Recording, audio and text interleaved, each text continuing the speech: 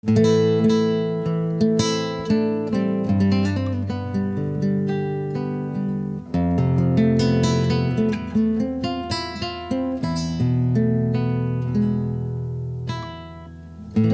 folks, this is Travis of Livestock Equine Solutions down here at the Clopton Cattle Company. And today's educational purposes, what we're talking about is a ranching video. And you'll see a set of corrals here. It's been here for a lot of years. And basically down in here in Arizona, it is an Arizona brush fence. And there's just staves of mesquite that is put in vertical with different fencing wire, and we'll get an up close view of what I'm talking about. So I'm going to show you what we're using, the type of wood, the wire, and the techniques of putting up Arizona brush fence. That is what we're going to do today to give you knowledge to become a solution.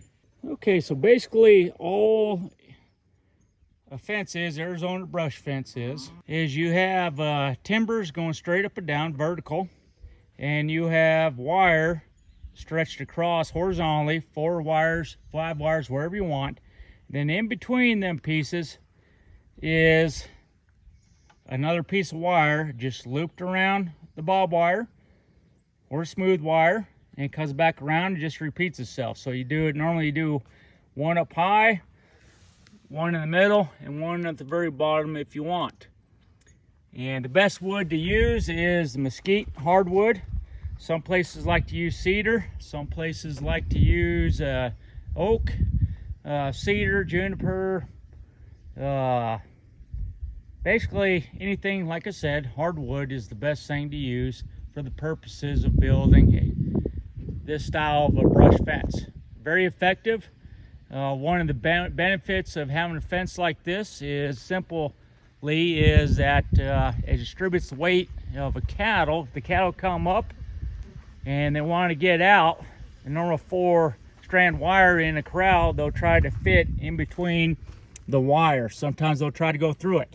With this piece of wood right here, it looks like a solid fence, and they're less inclined to run through the fence. Sometimes they'll try to jump the fence, depending. We've had cattle doing that. So sometimes you have to have the fences a little bit taller, and the fence that I am making is actually taller. Another nice thing about this is when cattle hit this fence, it hits a big section, so it distributes the weight across all the fence and they intertwine into each other and absorb the impact of cattle actually hitting the fence wall. So these, as you can see, simple stives that are placed in place vertically. And what we're going to do is walk you through the steps of how we do it. This is going to be a hot day, very hot day. All right, folks, so we're down here at the fence line and working on, and what we're going to be talking about first is gear. What equipment does Travis use to build a fence, or anybody at that matter? If you're smart, you have a set of good piece of leather gloves to protect the hands for obvious reasons. You're probably going to have a set of fencing pliers, a set of dikes, otherwise known as official name wire cutters, this specific kind.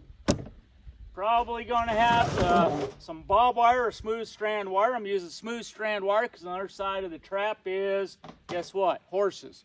And I'm trying to mitigate them getting cut up and me having to doctor them. Trying to put time back on the clock, thinking forward. Another thing I like to use is a T-post pounder. I've already put the T-posts in, and I've already strung the 4-strand wire that I'm using. And another piece of equipment I'm going to be using is a chainsaw. I got my chainsaw, I got my fluid right there, and last but leastly, when I'm on a big project, because sometimes I stumble and accident prone and totally disable myself at times for being stupid, is I like to have a first aid kit. Yes, smart, I know it, but that's what I like to use in case somebody gets injured, I get injured, whatever, okay? Now I'm down in Arizona, it's so darn hot, been so darn hot prior to the monsoons that even rattlesnakes got blisters. Believe it or not, they do, okay? So here's an example of a stave that I cut off, good old hardwood and mesquite.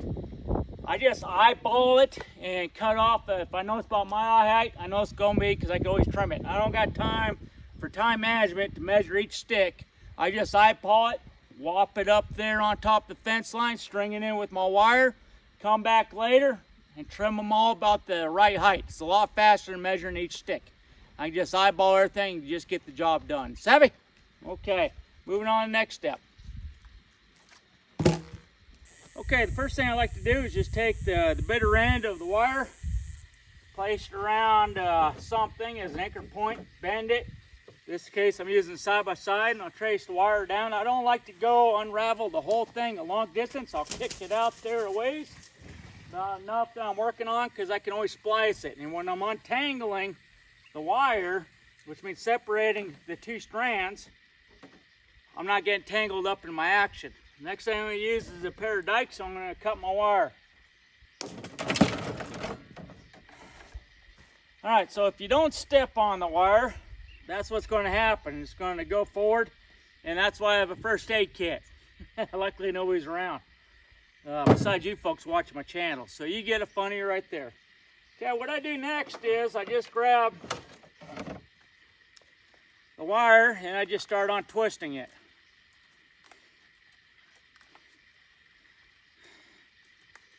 Because I only don't need it to be so stiff on me. And that's why you get down to the smaller pieces. And this smooth wire, you get it from any type of ranching supply store. There's quite a bit of them out there that come to mind. Orscheln's, Tractor Supply, your local feed store. I mean, there's a lot of places that have wire, so. And of course, Mr. Google could probably help you out, and I'm sure Amazon, eBay, everybody else has them now. But this is all I'm doing, is untwisting the wire quite a bit. And I don't have the ends anchored because I got to be able to have them move their limbs around like an octopus, getting out each other's way. And I'll get down here a piece. And I go wide with my tongs. As you can see, I'm pulling them, I'm grabbing them, pulling them like a set of antlers or horns, and then swooping it. I found out it works because if I got them real close together like this, they're going to intertwine, and I don't need that. This is just a way of getting the job done. Like anything else in life, there's 9 different ways of skinning the cat. This is just the way I've done it. Since being down here, when I was up in Montana, we didn't do this. We had different fencing techniques. Every region has different ways of doing stuff, and resources are available to themselves. If you go to a place like Montana, shoot, all the lumber will be rotted out. So up there you can get away with lodgepole being made in your fences. Down here you don't have lodgepoles. You got short trees for the most part, and they're about as crooked as a lawyer in a divorce court. And so you gotta go with what the region provides you. Down in Florida with the cow hunters, they do stuff a lot different down there, you see. It's just what's available and what people come with each region. Now I'm going to come down to the other bitter end side, and I'm going to start untwisting it. Now there is horses that came in to drink water. You might be able to see the size of them versus the fence. You can see right here, hopefully it's in view. This is our older retired horses. That's our retired horses that are inside this. There's only 3 of them, 3 or 4 of them. Our main herd for Kristen's on the other side of the fence behind me.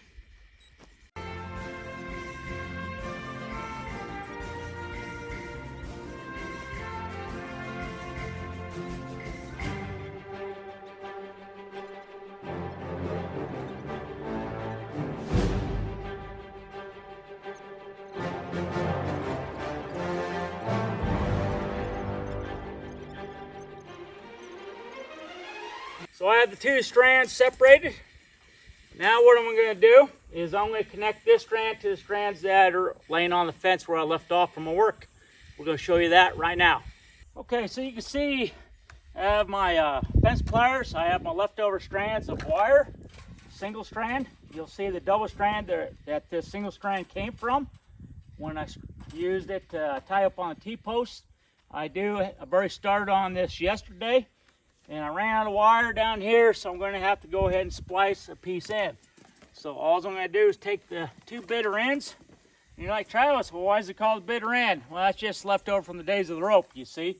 So if I was tied off around a tree with my rope and going down a cliff, and the knot started undoing itself, it uncurled itself around the log, and there goes the bitter end. That would be you, okay? All right, so I'm just going to do a simple splice, nothing fancy. You can use whatever splice you want. It really doesn't matter. This stuff's pretty pliable that you can use your fingers a lot of times. And I just rotate the bitter ends of each strand different directions. All right, folks, so you can see you got some horses on the other side of the fencing. It came down for water. Got an automatic water flower. And speaking of that, you guys timed out on me because the phone got too hot. Imagine that in Arizona. I was talking about the snakes having blisters. The phone shut off, overheated, so I waited for it to cool down. And which reminded me, next to the first aid kit, the most important thing is high quality H2O, just like that movie Waterboy. So I'm gonna have me a drink here real quick. The horses are having a drink. And then I'm gonna go back to showing you, hopefully,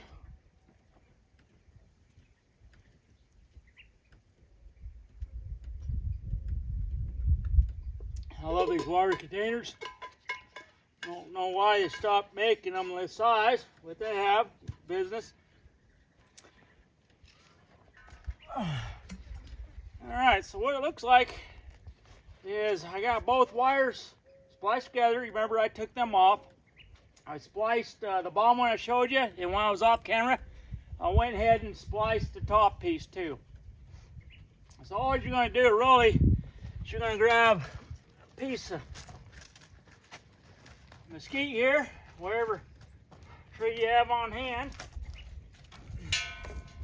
and you're just going to place it up best that you can. That makes sense with the weight of the stave. And all I'm going to do is come around tight here, come back around the wire. So up and palm around. Now I'm getting another loop. I'll come over here, lay it real tight across the wood so there ain't much play or give. And go ahead and make another loop on the bottom here, okay? And that's really all there is to it on making these pieces. Especially when they're long, you gotta make loops like that. If they're a short piece of wire, you could just go around, feed it through, go around, go over top, go underneath the bottom. And all you're doing is continuing the pattern. Grab my next piece. This is all lumber I cut yesterday. We'll have to cut some more here shortly to get the job done.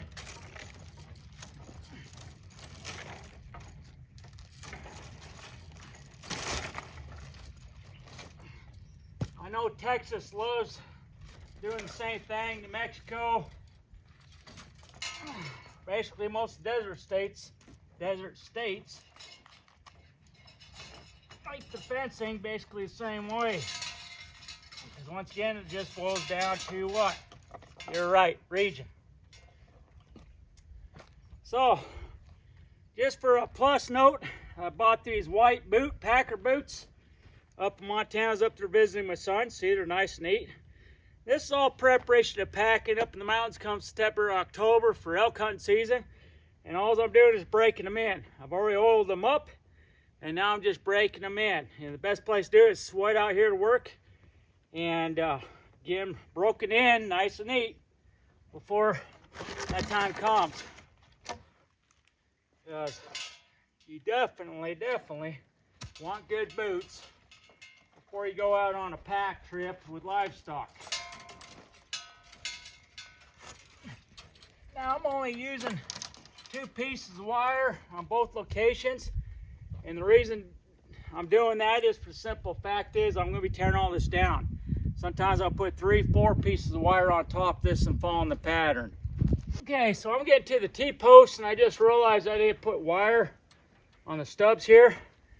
and I need to finish that. Now, one of the things you learn first about fencing, the animal's going to be here mainly, where the rowdy ones are.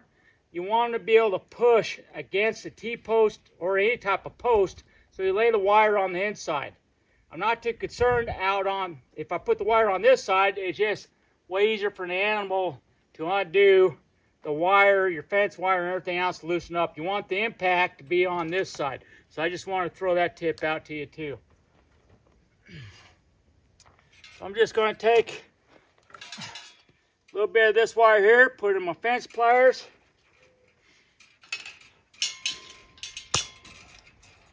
I think it was dark the last time I was doing this. All you're going to do is simply take a piece of wire, wrap it around the T-post, and roll it around the wire. And come around, make sure you draw it real tight and taut. You can do the same thing on the other side. All I'm doing is rolling the wire from top to bottom around itself. And then if I want to, I can go ahead and tighten it up some more. Tuck the ends in so they don't blow past these little nubs of your fence. You want to keep in place. So I'm going to do the same thing for the next part.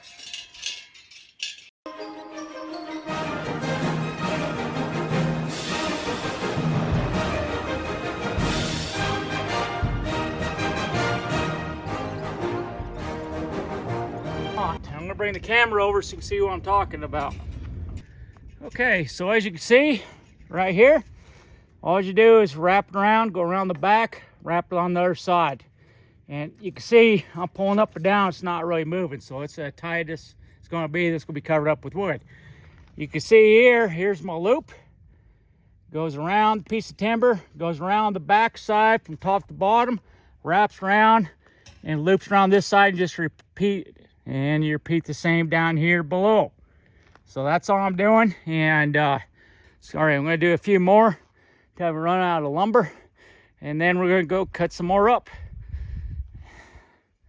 So here we go, folks. Here we go.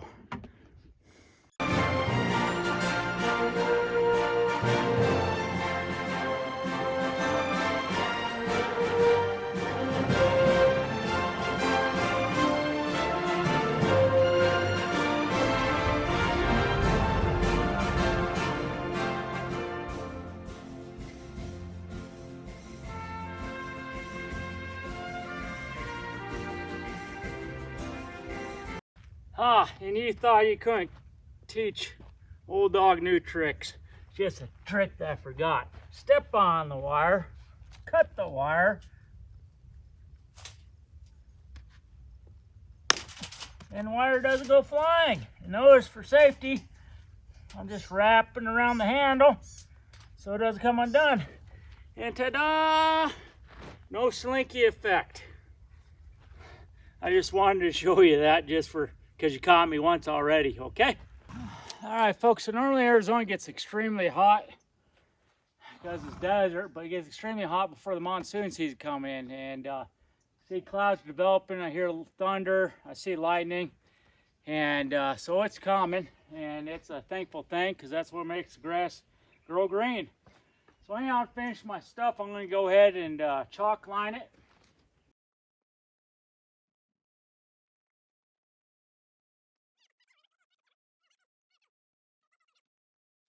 Doesn't have to be perfect, doesn't have to be rocket science, but get me in the ballpark a little bit better than just eyeballing it when I'm struggling with, excuse me, when I'm struggling with chainsaw stuff running, hit me in the face. Okay. And looky what we got here. I forgot to put it on the equipment list. Ha, but I fixed it. At least pat me on the back for that one.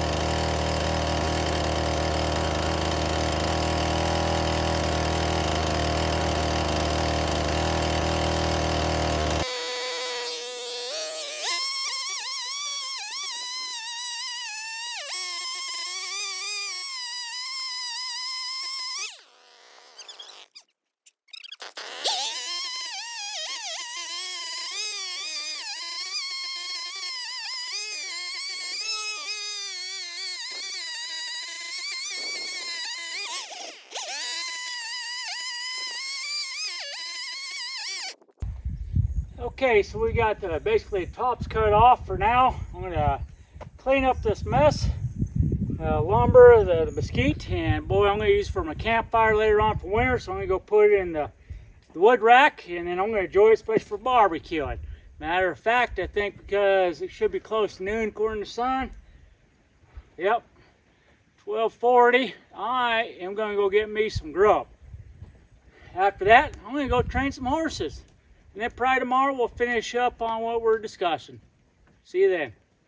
All right, folks, so what we're going to do today is make some staves for the fence, the vertical Arizona brush fence, and I just cut down this tree right here. It's falling down, and what we're going to do is just cut it in sections and get our fence posts ready to go. That's what we're doing now.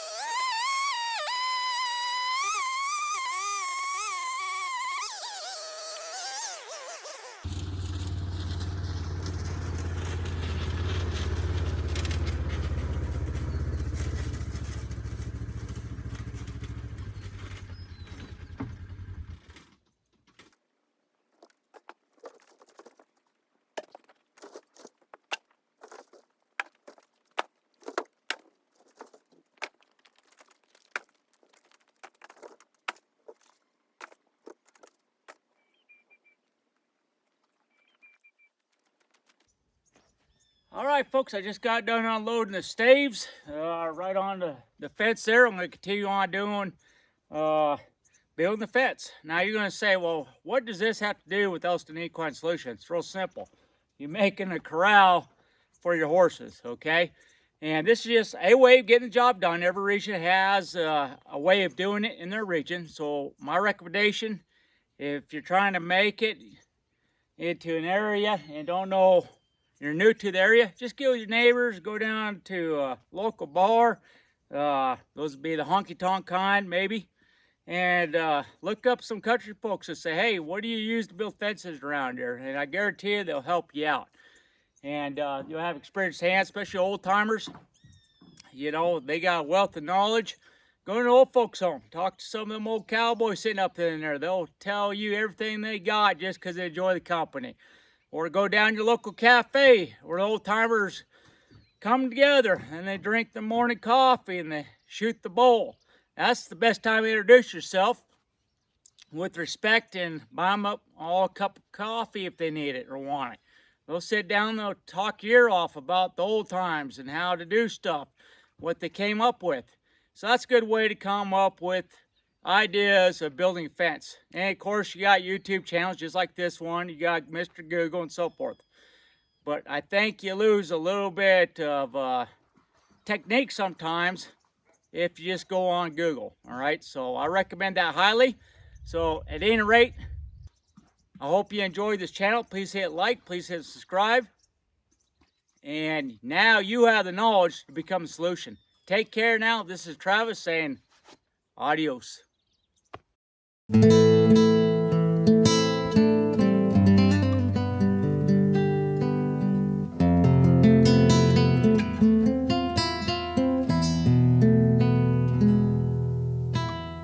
you.